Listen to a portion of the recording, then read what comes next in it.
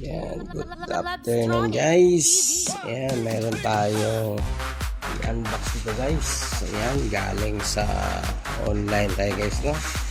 Ayan, isang ano guys, isang device na pang ano, pang 12 volts, 24 volts to ano guys, 24 volts to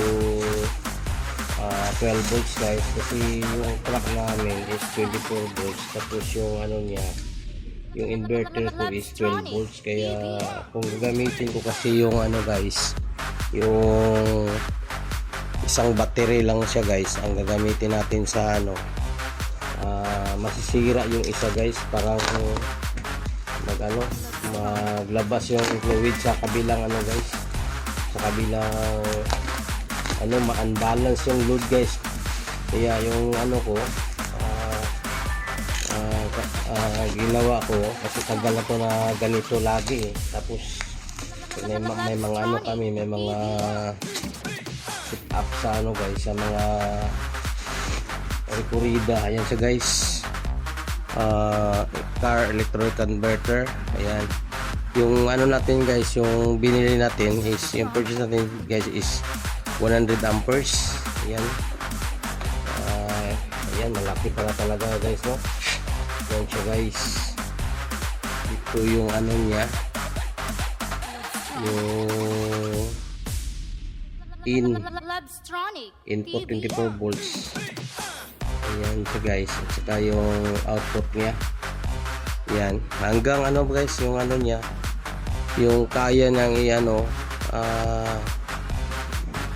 hanggang 30 volts. Ayan, ang yung ano niya, yung output is 12 volts guys. Ayan, walang manual kasi simple lang naman tong ano niya, simple naman tong design niya guys. Kaya yung gagawin natin ngayon, kasi para mas ano, mas maganda, ano natin guys, i-reveal natin yung laman guys.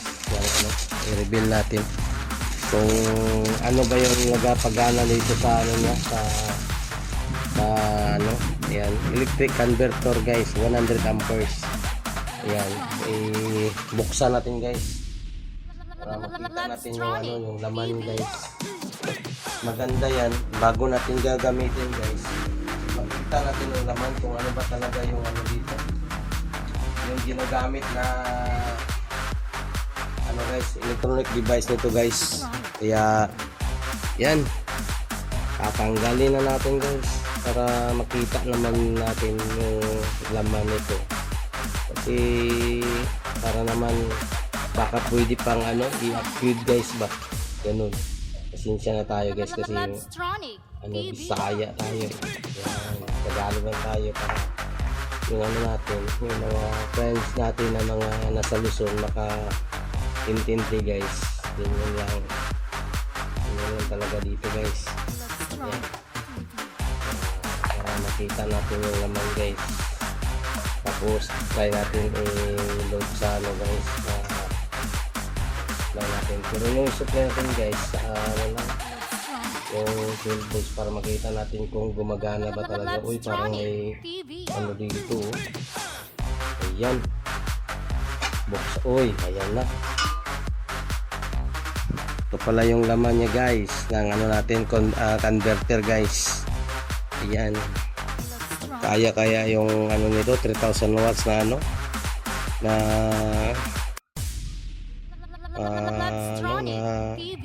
load ng ano, sa bagay kayang-kaya to kasi MOSFET yung ginagamit talaga dito guys.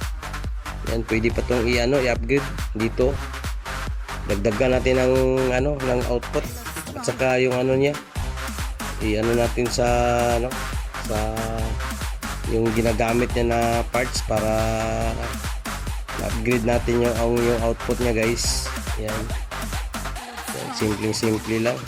Yan, ito po yung ano natin, yung converter. Yan, yan guys. Wow. Yan guys, yung amperes niya is 50. Yung ano niya dito, 50 amperes yung fuse niya. So kalahati yung yung ano niya, yung tsaka yung capacitor dito guys is 35 volts. 3,300 yan yung sa inya. Tsaka dun sa niya, dito sa output yata to, 35 volts din na 3,300. Ayan natin. Sa next natin guys, ayan, na-reveal natin yung laman guys. Sa next nito guys, na upload, ayan, maglo-load tayo ng inverter guys. Ayan, doon tayo sa sa sasakyan guys. Kasi doon natin yan ilagay sa sasakyan ito. Ayan. Ito siya. Ito-try natin doon sa sa sasakyan guys. Oh. Ayan, magandang tanghali sa lahat. Ayan, mga kalab sa Catronics. Ayan.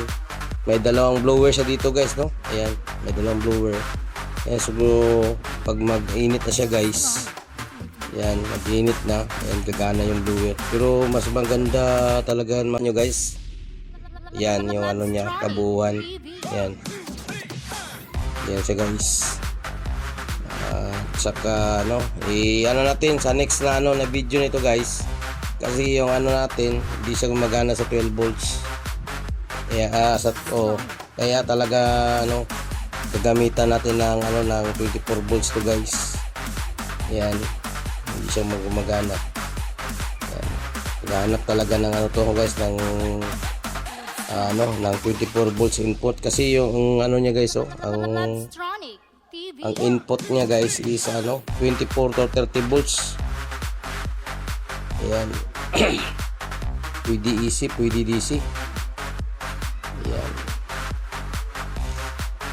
Guys, hanggang dito na lang mga kalab sa Catronics. Ayan, ito, unbox tayo ng at saka binuksan natin ang loob guys, para makita nyo talaga yung anong laman ng ng car electric converter. Kasi sa amin guys, yung kasi 24 volts, dalawang battery yan, kaya nagbili ako ng ganito.